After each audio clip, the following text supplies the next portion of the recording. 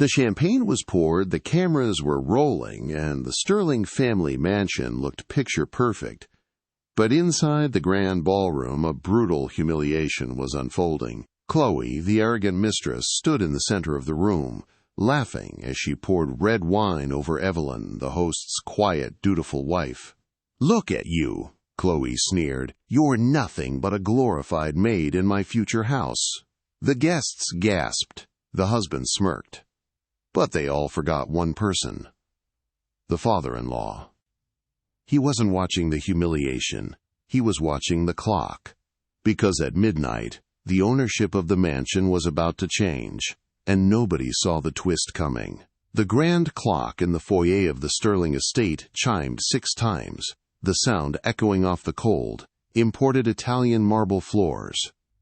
To anyone looking in from the outside, the estate in Greenwich, Connecticut, was a paradise. It was a sprawling, 20-bedroom masterpiece of Georgian architecture, surrounded by 10 acres of manicured gardens that had been in the Sterling family for 4 generations. But for Evelyn Sterling, the lady of the house, the chiming clock sounded less like a celebration and more like a countdown to an execution. Evelyn stood by the catering entrance, smoothing the fabric of her dress. It was a navy blue silk gown, elegant, understated, and completely invisible. That was how her husband, Matthew Sterling, liked her. Invisible. "Evelyn!" The voice was sharp, cutting through the bustle of the catering staff carrying trays of caviar and crystal flutes. Evelyn stiffened and turned to see Matthew storming down the hallway. He was handsome in a conventional, polished way, wearing a bespoke Tom Ford tuxedo that cost more than Evelyn's father had made in a year. But his eyes were hard, lacking any warmth. "Why are you standing back here with the help?" Matthew hissed, grabbing her upper arm. His grip was tight, bordering on painful. "The guests are arriving in 20 minutes.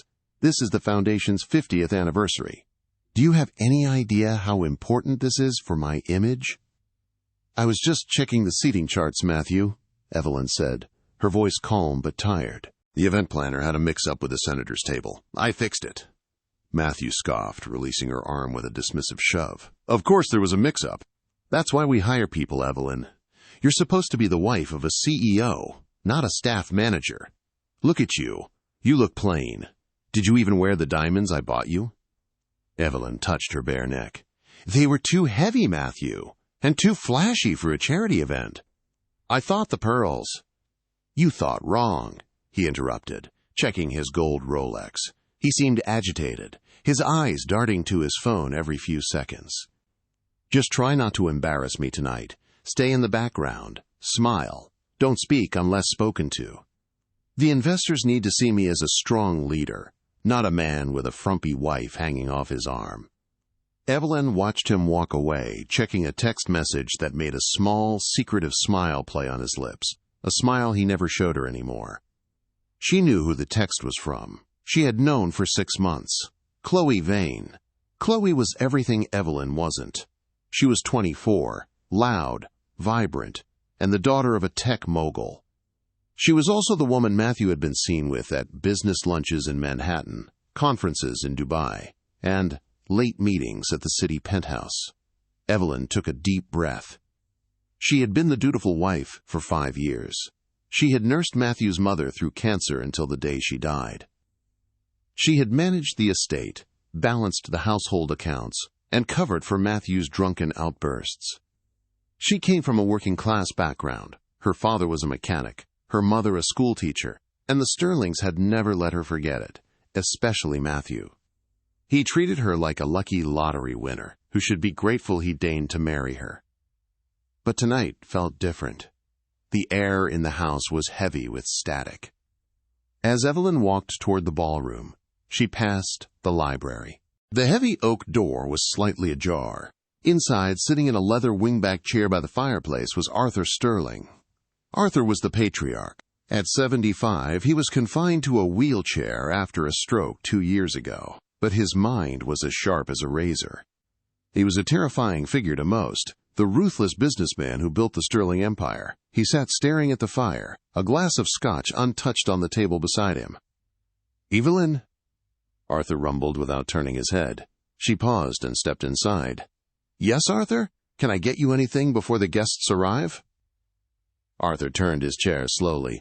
His face was weathered, his eyes piercing under thick gray brows. He looked at her, really looked at her, in a way Matthew never did. "You're wearing the blue." "Yes," Evelyn said, self-consciously. Is it okay?" "It suits you," Arthur grunted. "Dignity suits you, Evelyn." "It's a rare commodity in this house lately." He wheeled himself closer. "Matthew is a fool. You know that, don't you?" Evelyn looked down. "He is your son, Arthur." "That is his only redeeming quality, and he is stretching it thin," Arthur growled. He reached into his jacket pocket and pulled out a thick, sealed envelope. He placed it on the table. "Tonight is going to be difficult. I have invited people who will test you. I need to know if you have a backbone, girl. You've spent 5 years bowing your head. Tonight you might need to lift it." Evelyn looked at the envelope. "What is that?" "Insurance," Arthur said enigmatically. "Go on, the sharks are circling." By 8 p.m., the ballroom was a sea of designer gowns and tuxedos. A string quartet played soft classical music in the corner, drowned out by the chatter of New York's elite. Evelyn circulated through the room with a tray of champagne, acting more like a waitress than the hostess. She preferred it that way. It kept her away from Matthew, who was holding court near the bar, laughing loudly with a group of investors. She was just signaling the kitchen to bring out the second course when the room suddenly went quiet. The hush started at the grand entrance and rippled through the crowd like a wave. Evelyn turned. Her stomach dropped. Standing in the archway was Chloe Vane. She wasn't just attending. She was making a statement. Chloe was wearing a blood-red, backless gown that was skin-tight and trailed on the floor behind her. It was aggressive, sexual, and completely inappropriate for a somber charity gala. It was a dress designed to scream, "Look at me!" And everyone was looking. Matthew stopped mid-sentence. His eyes went wide, not with anger, but with a mix of panic and lust. He hadn't expected her to actually come to the house. Not with Evelyn here. Chloe scanned the room with a predatory smirk, her eyes locking onto Matthew. She began to walk toward him, the crowd parting for her. Evelyn froze. She felt the eyes of the guests shifting from the woman in red to the wife in blue. They knew. In their social circle, secrets were currency, and everyone was rich with the knowledge of Matthew's affair. They were waiting to see the wife crumble. Evelyn forced her legs to move. She had to intercept this. She walked toward Matthew, reaching his side just as Chloe arrived. "Matthew!" Chloe purred, ignoring Evelyn entirely. She placed a hand on his bicep, her fingers lingering on the fabric of his tuxedo. "You forgot to send a car for me. Luckily, I know my way around." Matthew looked nervous, glancing at the investors who were watching with amused curiosity. "Chloe, I didn't think you were coming. This is a family event." "Isn't that perfect?" Chloe laughed, a high, tinkling sound that grated on Evelyn's nerves. "We're practically family, aren't we?" She finally turned her gaze to Evelyn. Chloe looked her up and down, curling her lip in distaste. "Oh, you must be Evelyn. Matthew talks about you occasionally." "Hello, Chloe," Evelyn said, her voice steady despite her shaking hands. "I don't recall seeing your name on the guest list." Chloe laughed again, louder this time. She stepped closer, invading Evelyn's personal space. The smell of overly sweet perfume was suffocating. "Honey, people like me don't need lists. We're the main attraction, and frankly, someone needed to spice this place up. It smells like desperation and old money." She turned back to Matthew, linking her arm through his. "Matthew, darling, get me a drink. The service in here is dreadfully slow." Evelyn looked at her husband, waiting for him to pull away. Waiting for him to tell this woman to leave his home, to respect his wife on their anniversary. Matthew looked at Evelyn, then at Chloe. He swallowed hard. Then he looked at Evelyn with cold eyes. "Get her a drink, Evelyn." The air left Evelyn's lungs. "Excuse me?" "You heard me," Matthew snapped, trying to regain control of the situation by exerting power over the easiest target. "Chloe is a guest. A very important guest. Her father is thinking of investing in the new development. Get her a drink. Don't be rude."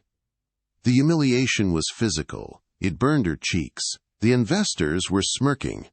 They saw the hierarchy clearly now. The mistress was the queen. The wife was the servant. "I am not a waitress, Matthew," Evelyn whispered. "Then stop dressing like one and make yourself useful," Chloe interjected, smiling sweetly.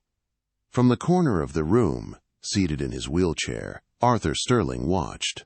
His face was unreadable, his hand gripping the armrest of his chair so tightly his knuckles were white.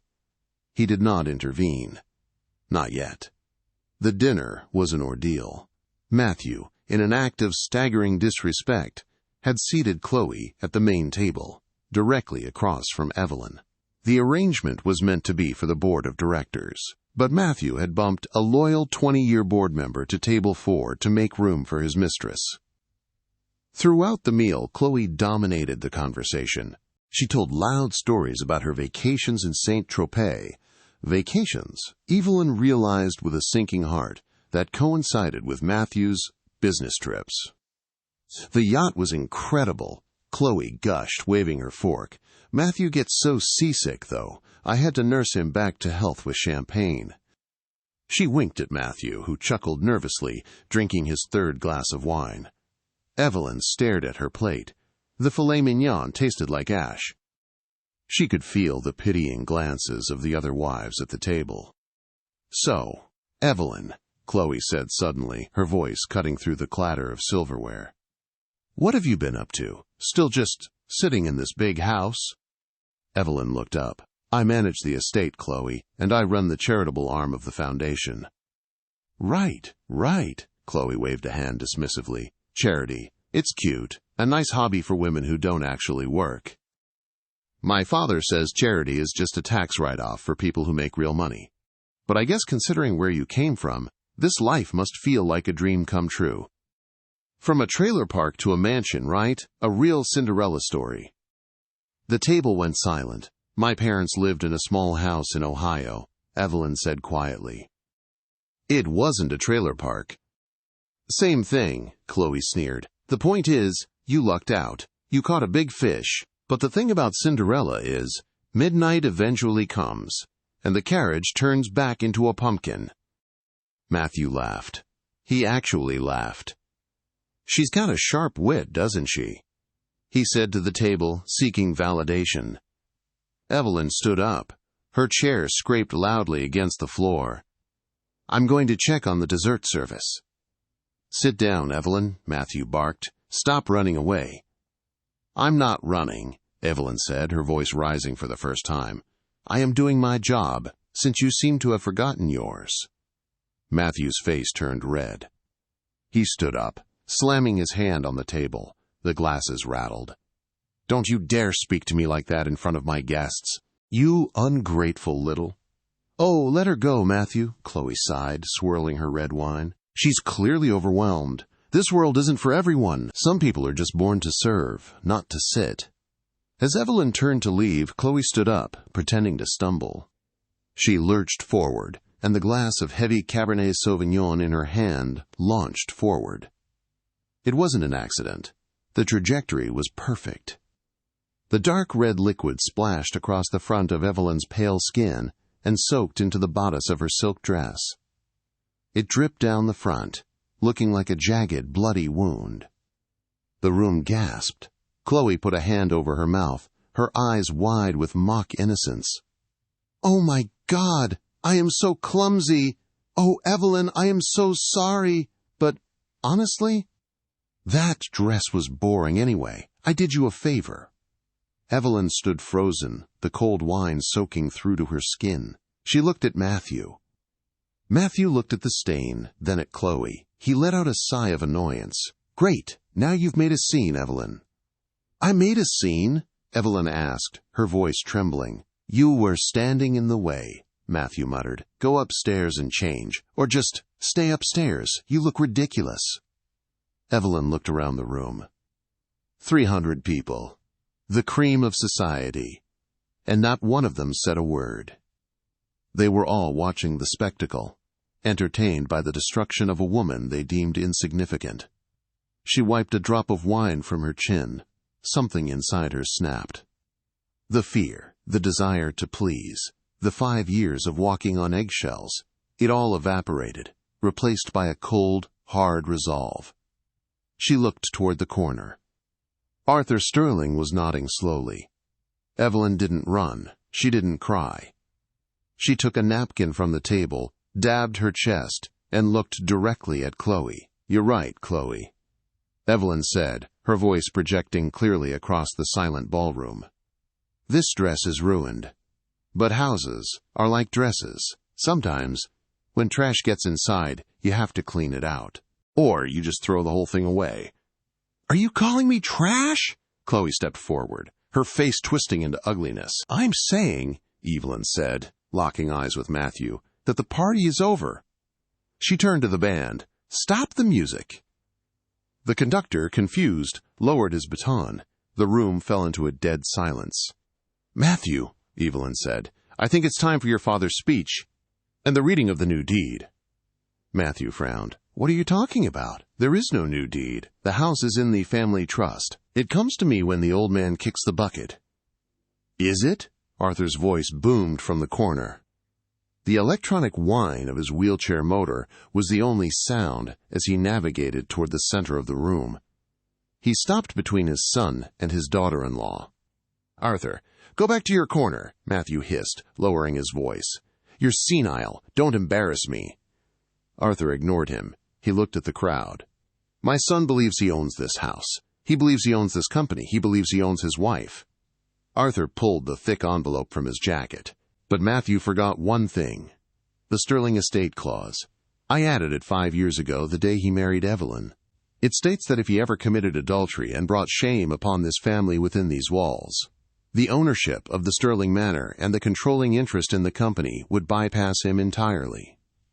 Matthew went pale. That's not legal. You can't do that." "I can, and I did," Arthur said. He ripped the envelope open. "As of 9 p.m. tonight, documented by my lawyers and witnessed by the board, this house does not belong to the Sterling Trust." He handed the paper to Evelyn. "Read it, my dear. Tell my son whose house he is standing in." Evelyn's hands trembled, not from fear, but from the sheer weight of the moment.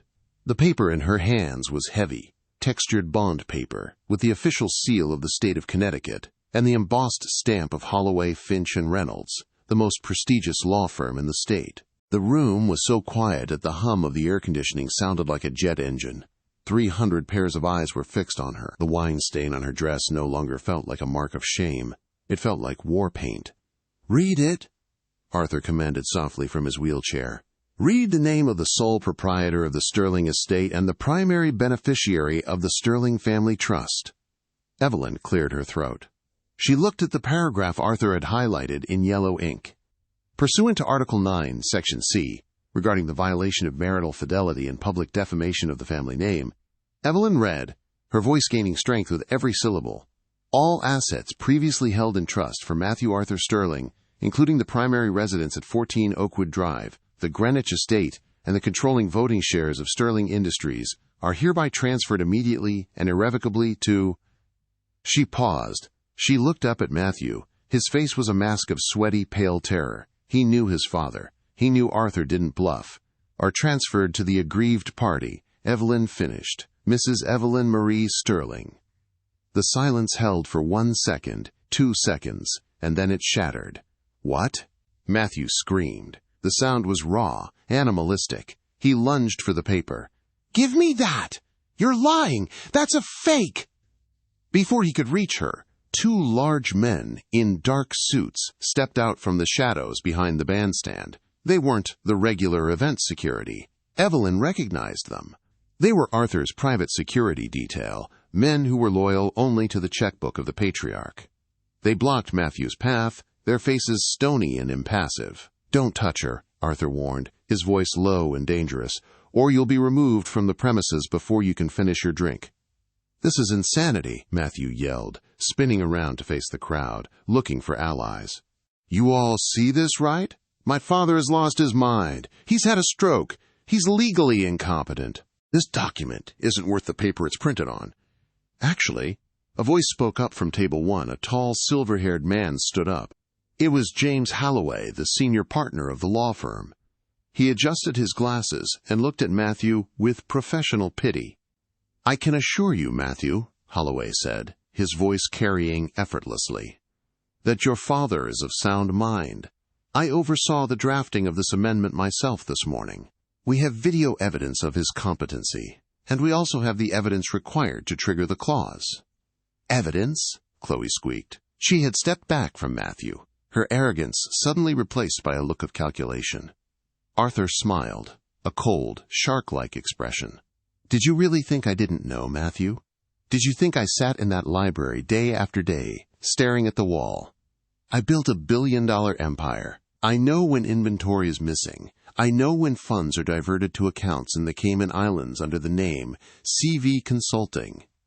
He looked at Chloe. "CV Chloe Vane. Not exactly subtle, is it?" The crowd murmured. The mention of embezzlement changed everything. Adultery was a social sin. Stealing company money was a crime. "I didn't steal anything," Matthew stammered, sweat dripping down his forehead. "Those were consulting fees. Chloe is a consultant." "A consultant?" Arthur laughed, a dry, rasping sound. "We checked the logs, Matthew. $200,000 a month for consulting. And yet, Miss Vane has never set foot in the office. Unless you count the time you were caught by the janitor in the executive elevator." The guests gasped. Some covered their mouths to hide their smiles. The humiliation was total. Evelyn looked at the deed in her hand. She looked at the mansion around her. The high ceilings, the crystal chandeliers, the walls lined with portraits of ancestors who would have despised her working-class roots. For 5 years she had polished these floors, managed the staff and organized the parties, all while feeling like an intruder. Now she owned every brick. "So," Evelyn said, stepping forward. She looked at Matthew, who was panting like a cornered dog. "This is my house." "Evelyn, baby," Matthew said, his tone shifting instantly from aggression to wheedling manipulation. He took a step forward, ignoring the security guards. "Look, let's not do this in public. Dad is having an episode. You know how he gets. We can talk about this upstairs, just you and me. We're a team, right? Remember, you love me." Evelyn stared at him. It was amazing, she thought, how seeing someone clearly for the first time could kill love instantly. It didn't fade. It just vanished, like a flame pinched out.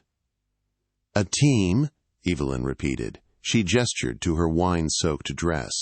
"Is this how you treat your teammate? You let your mistress pour wine on me. You told me to serve her a drink. You told me I was nothing." "I was stressed," Matthew pleaded. "It was just a joke. Chloe has a weird sense of humor." Evelyn turned her gaze to Chloe. The woman in red was looking at the exit, gauging the distance. "And you," Evelyn said, "Chloe, the main attraction. You said Cinderella's carriage turns back into a pumpkin at midnight." Evelyn checked the grandfather clock. It was 9:15 p.m.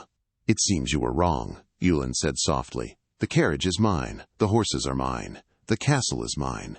The only thing turning into a pumpkin here is the prince." The realization of the financial shift hit the room like a physical blow. In the world of the ultra-wealthy, money was gravity. And the center of gravity had just shifted from Matthew Sterling to the woman standing in the stained blue dress. Chloe Vane, sensing the shift, made her move. She let out a sharp, derisive laugh. "Wow, this is heavy." She smoothed her red dress, her eyes darting around the room, avoiding Matthew's gaze. "Well, this seems like a private family matter. I really shouldn't be here. It's getting a little toxic." She grabbed her clutch bag from the table. "Matthew, call me when you sort this mess out. Or actually, don't." She turned to walk away. "Wait," Matthew said, grabbing her wrist. "Where are you going? You said you loved me. You said we were going to Paris next week." Chloe ripped her arm away, her face twisting into a sneer. The mask of the seductive mistress dropped, revealing the cold opportunist underneath. "Paris? With whose money, Matthew? Yours? It sounds like you don't even have enough for a cab fare, let alone a suite at the Ritz." "I'm still the CEO," Matthew shouted, his voice cracking. "I can fix this." It's just a piece of paper. It's a deed, you idiot, Chloe snapped. And without the voting shares, you aren't CEO of anything. You're just a middle-aged man with a drinking problem and an ex-wife who hates you. She looked at Evelyn, flashing a bright, fake smile. Evelyn, darling, no hard feelings, right? Just business. You know how men are. He told me you were separated, practically divorced. He lied to me, too. We're both victims here, really. Evelyn watched Chloe's performance with a detached fascination. It was impressive how quickly she pivoted. Victims? Evelyn asked. You walked into my home in a red dress on my anniversary and humiliated me. You aren't a victim, Chloe. You're a predator who just realized she walked into a cage. Evelyn turned to the security guards. Gentlemen?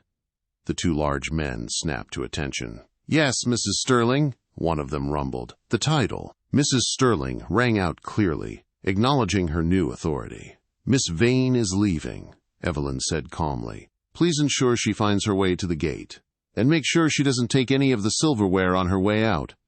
Chloe gasped, clutching her pearls. How dare you? My father is... Your father, Arthur interrupted from his chair, is currently being investigated by the SEC for insider trading. A tip I provided them this afternoon. Chloe went pale. Escort her out, Evelyn ordered. The guards stepped forward. One of them took Chloe firmly by the elbow. Get off me! Chloe shrieked as they began to march her toward the double doors. This is assault. I'll sue all of you. Matthew, do something. But Matthew did nothing. He stood alone in the center of the dance floor, his hands hanging limp at his sides, watching his trophy wife dragged out of the room, her red dress trailing on the floor like a dead thing. When the doors slammed shut, the silence returned. Matthew slowly turned to look at his father. His eyes were red, filled with a mixture of rage and betrayal. You planned this. You set me up. Why? I'm your son. Arthur looked at him with infinite sadness. I didn't set you up, Matthew. I gave you a test. For 5 years I gave you a test. All you had to do was treat your wife with decency. All you had to do was focus on the work, not the prestige. But you failed. Every single day, you failed. So you give everything to her? Matthew pointed a shaking finger at Evelyn. She's a nobody. She's a mechanic's daughter. She doesn't know how to run a company. She knows more than you think, Arthur said. Evelyn stepped forward. You're right, Matthew. I am a mechanic's daughter, which means I know how to look under the hood. While you were consulting with Chloe, I was going through the company ledgers. I know about the falsified reports in the logistics division. I know about the bribes paid to the zoning commissioner in Jersey. Matthew froze. You were snooping? I was protecting the family name, Evelyn said. I compiled a report. I gave it to Arthur 3 months ago. Arthur nodded. She saved the company, Matthew. If those records had gone public before she fixed them, we would be bankrupt. She has been running Sterling Industries from her laptop in the kitchen while you were out playing Playboy. The board members at Table 1 were nodding. They knew. They had seen the reports. They had agreed to the transfer of power. Matthew looked around the room. He saw the faces of his friends, his colleagues, his rivals. None of them looked sympathetic. They looked at him like he was a bad investment, a liability. So what now? Matthew whispered, his voice hoarse. You kick me out? I'm your husband, Evelyn. Evelyn looked at the man she had vowed to love, honor, and cherish. She felt a phantom pain in her chest, the echo of the love she used to have. But then she looked down at her dress, sticky with wine. She remembered the laughter. She remembered the loneliness. Technically, Evelyn said, her voice hard as steel, you are my husband, but you are currently trespassing on private property. She walked over to the table where the event coordinator had left the microphone. She picked it up. I apologize to our guests for the interruption, Evelyn said, addressing the room. Dinner will continue shortly, but first we have a small housekeeping matter to attend to. She pointed at Matthew. Security, she said, her voice amplified through the ballroom speakers. Please remove Mr. Sterling from the premises. He is no longer welcome at this family event. Evelyn, you can't! Matthew shouted, as the guards returned, flanked by 2 more. They moved toward him with purpose. I can. Evelyn said, and I just did. As the guards grabbed Matthew, he began to struggle. This is my house. I grew up here. You can't do this to me. Father, stop them. Arthur took a sip of his scotch. He didn't look up. They dragged Matthew Sterling, the golden boy, the CEO, the heir, kicking and screaming toward the doors. His tuxedo jacket tore. His shoe fell off. It was an ugly, messy end to a polished, fake life. When the doors closed behind him, Evelyn stood alone in the center of the room. She was shaking. The adrenaline was fading, leaving her weak. Arthur wheeled himself over to her. He reached out and took her hand. His grip was frail but warm. Well done, my dear, he whispered. Head up. They are all watching. Evelyn took a deep breath. She lifted her chin. She looked at the crowd. The sharks, the socialites, the judges. Please, Evelyn said into the microphone, enjoy the dessert. The creme brulee is excellent. The sun rose over Greenwich the next morning with a blinding, indifferent brightness. For Matthew Sterling, waking up in a Motel 6 off the interstate because his credit cards had been declined at the Four Seasons, the light was a headache. For Evelyn Sterling, waking up in the master suite of the manor, a room she had slept in for 5 years but never truly felt was hers, the light was a revelation. She didn't sleep in. By 6 a.m., Evelyn was already in the home office. She wasn't wearing the invisible armor of a housewife anymore. She wore a tailored charcoal blazer, her hair pulled back in a severe professional bun. She was on a video call with James Holloway, the family attorney. The restraining order is in place, Evelyn, Holloway said, his face pixelated on the screen. Matthew is barred from coming within 500 feet of the residence or the corporate headquarters. But he's not going quietly. He's hired a lawyer, Larry Fink. He's a strip mall shark, but he's loud. They're claiming Arthur was coerced. They're claiming you manipulated a senile old man. Evelyn took a sip of black coffee. Let them claim it. Did you get the file from the private investigator regarding Chloe Vane? I did, Holloway nodded. It's extensive. It seems Miss Vane has a history of attaching herself to wealthy executives right before their companies suffer mysterious data breaches. We have reason to believe she was selling Sterling proprietary data to our competitors in China. Evelyn's eyes narrowed. So it wasn't just an affair, it was corporate espionage.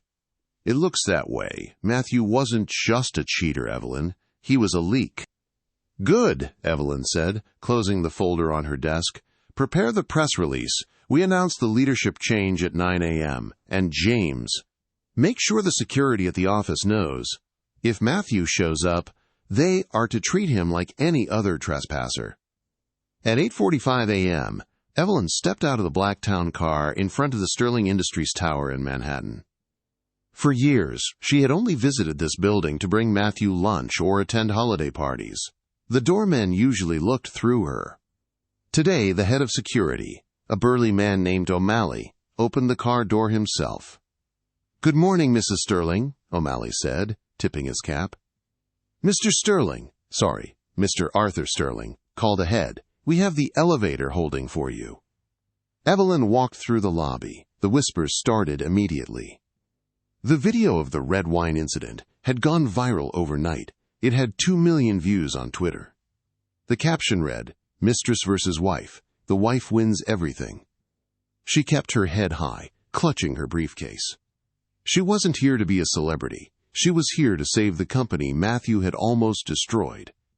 When she reached the executive floor, the atmosphere was tense. The secretaries were typing furiously, pretending to be busy. The junior executives were huddled in corners. Evelyn walked straight to the CEO's office, Matthew's office. She pushed the door open. It smelled of stale scotch and expensive cologne. On the desk, a framed photo of Matthew shaking hands with the president was still prominent. Evelyn picked it up and placed it face down. Mrs. Sterling? She turned. Standing in the doorway was Simon Reed, the CFO. He was a man who had enabled Matthew's spending for years, always looking the other way. Simon, Evelyn said coolly. Please, come in. Close the door. Simon looked nervous. I I just wanted to say, what happened last night was regrettable. But surely we can't be serious about this transition. The shareholders are panicking. The stock is down 4% this morning. They need stability. They need Matthew. The stock is down because the market hates uncertainty, Evelyn corrected him. And Matthew is the definition of uncertainty. He spent $3 million of company funds on a consultant who was selling our secrets. Simon paled. I didn't know about the selling of secrets. But you knew about the $3 million, Evelyn said. She walked around the desk and sat in the massive leather chair. It felt big, but she adjusted the height. You signed the checks, Simon. I was following orders. You were following a man who was drunk by noon, Evelyn countered. Here is your option, Simon. You can resign today, keep your pension, and sign a non-disclosure agreement. Or I can release the internal audit of your department to the SEC. I found the discrepancies in the procurement accounts. You were taking a 5% kickback on the construction contracts, weren't you? Simon's mouth opened and closed like a fish. He realized then that the quiet woman who used to bring cookies to the office Christmas party was actually a forensic accountant in disguise. I'll have my resignation on your desk in an hour, Simon whispered. Make it 30 minutes, Evelyn said, opening her laptop. I have a board meeting at 10. The boardroom was the lion's den. 12 men and 1 woman, all captains of industry, sat around the long mahogany table. They looked skeptical. They had tolerated Arthur because he was a genius. They had tolerated Matthew because he was a sterling. But Evelyn? To them, she was a housewife playing dress-up. Let's cut to the chase, said Bill Henderson, the chairman of the board, as soon as Evelyn walked in. This is a cute stunt, Evelyn. Arthur is angry at his son. We get it, but we cannot have a novice running a Fortune 500 company. We need to appoint an interim CEO immediately. I propose we bring in. You propose nothing, Bill, Evelyn said, placing a stack of files on the table. She didn't sit. She stood at the head of the table. Excuse me? Bill sputtered. You propose nothing because you don't have the votes, Evelyn stated. Arthur holds 51% of the voting shares. Those shares are now proxied to me. But even if I didn't have the votes, you wouldn't fire me. Do you know why? She slid a file toward him, because in that file is the strategy for the Asian expansion that Matthew claimed was his idea last year. The strategy that raised our Q3 profits by 20%. Look at the handwriting on the original drafts. Bill opened the file. He saw pages of notes, diagrams, and financial projections. They were written in delicate, precise loop handwriting. That's your handwriting, Bill murmured. I wrote the strategy. Evelyn said, Matthew couldn't find Asia on a map if you spotted him the continent. I have been doing his homework for 5 years. I wrote the speeches. I analyzed the mergers. I fixed the messes. She looked around the table, making eye contact with every single member. You don't need an interim CEO. You have the person who has been running this company from the shadows for half a decade. The only difference is, now I'm going to do it in the light, and I'm going to do it without skimming off the top. She leaned forward, palms on the table. Stock is down 4%. Give me 1 quarter. Just 3 months. If I don't raise it by 10% and clean up the PR disaster Matthew left behind, I will resign voluntarily. Do we have a deal? The room was silent. Bill Henderson looked at the file, then at Evelyn. He saw something in her eyes that he hadn't seen since Arthur was in his prime. A hunger. A sharpness. 3 months, Bill grunted. But if you slip up once, we trigger a vote of no confidence. I won't slip, Evelyn said. Now, let's talk about the supply chain issues in Detroit. The wheels of justice turned slowly, but for Matthew Sterling they felt like the treads of a tank, crushing what little remained of his dignity. 3 months had passed since the disastrous anniversary party. In that time, the Sterling name had not left the headlines. But the narrative had shifted. It was no longer about the scandalous affair. It was about the Sterling divorce of the century. The courtroom at the Greenwich Superior Court was suffocatingly full. Reporters lined the back benches, sketching furiously on legal pads. The air conditioner hummed, struggling to combat the body heat of 100 spectators hungry for the final act of this tragedy. Evelyn sat at the plaintiff's table. She looked unrecognizable from the woman who had once stood in the shadows of the ballroom. She wore a suit of ivory crepe, sharp, luminous, and impeccably tailored. Her hair was loose, cascading over her shoulders, a subtle signal that she was no longer bound by the rigid expectations of being a quote-quote wife. Across the aisle, Matthew sat hunched over. The transformation was shocking. The golden boy of Connecticut high society looked like a ghost. His bespoke suit hung loosely on his frame. His necktie was slightly askew, and there were dark, bruised circles under his eyes that spoke of sleepless nights and too much cheap liquor. He kept glancing at the door, as if expecting a miracle to walk in. But miracles didn't visit men like Matthew Sterling anymore.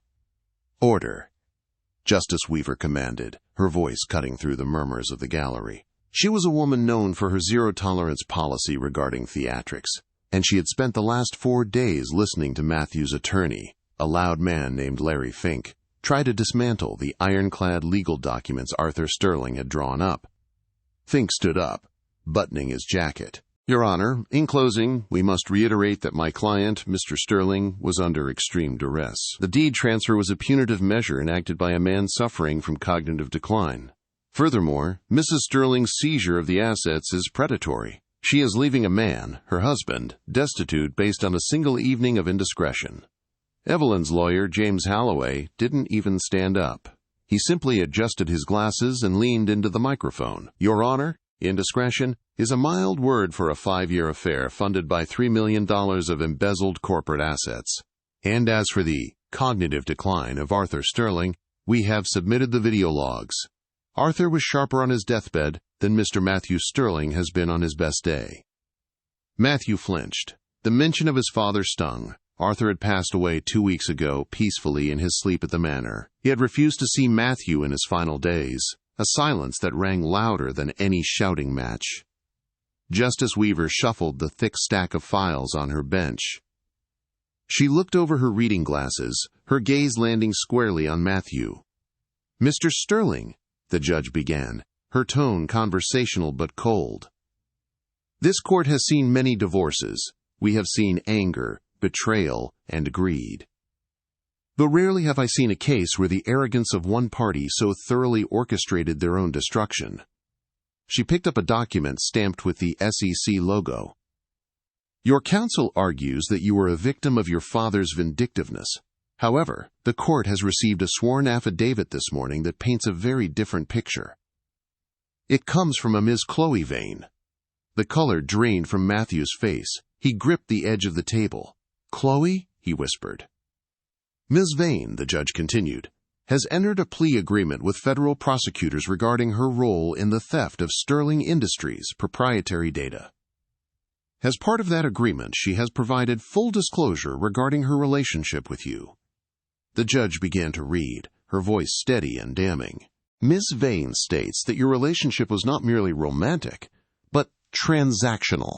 She testifies that on numerous occasions you shared confidential board meeting minutes with her, minutes she then sold to competitors. She also shared text messages sent from your personal device." Justice Weaver held up a printout. "Exhibit C, a text sent by you, Mr. Sterling, dated 6 months ago. It reads, 'Don't worry about the wife. She's just a placeholder. Once the old man kicks the bucket, I'll dump her back in the gutter where I found her. Then the money is ours.'" A collective gasp swept through the courtroom. The reporters scribbled frantically. The term placeholder hung in the air, cruel and dehumanizing. Evelyn didn't blink. She remembered that day. She remembered Matthew coming home, smiling, kissing her cheek, and asking what was for dinner, all while that message sat in his pocket. "A placeholder," the judge repeated, shaking her head. "Mr. Sterling, it seems the only thing you successfully placed was a bet against your own wife, and you lost." The gavel rose. The court rules in favor of the plaintiff, Evelyn Sterling. The validity of the deed transfer is upheld. The prenuptial agreement, which protects only the assets acquired prior to the marriage, is upheld.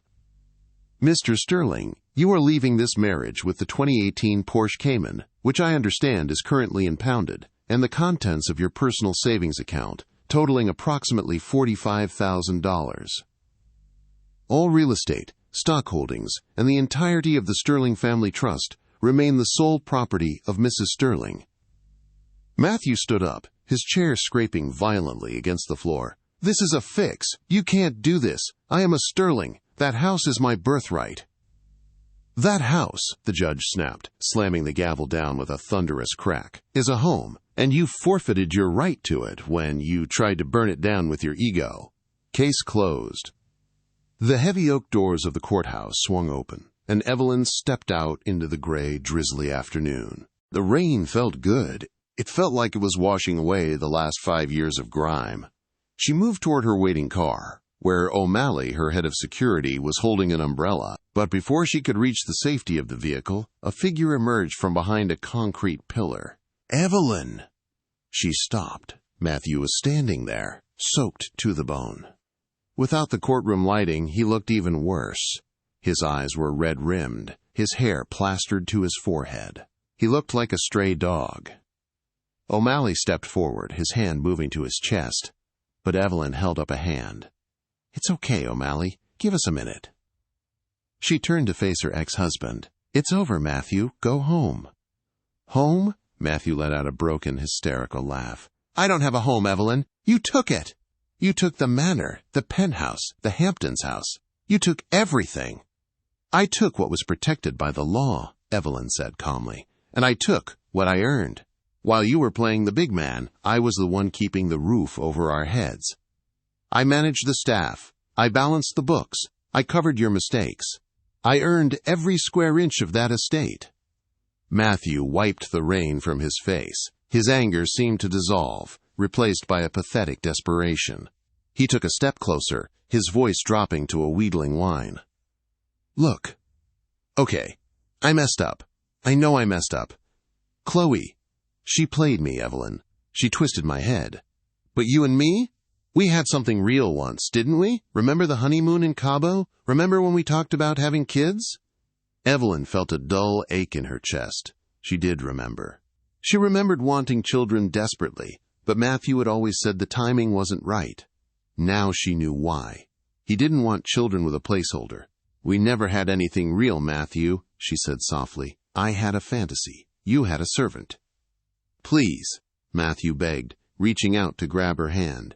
O'Malley tensed, but Matthew didn't attack. He just clung to her sleeve. Evelyn, I'm in debt. The lawyers cost a fortune. The hotel kicked me out this morning. I have nowhere to go. My friends, they won't even answer my texts. Just help me out. For old time's sake, loan me 10 grand.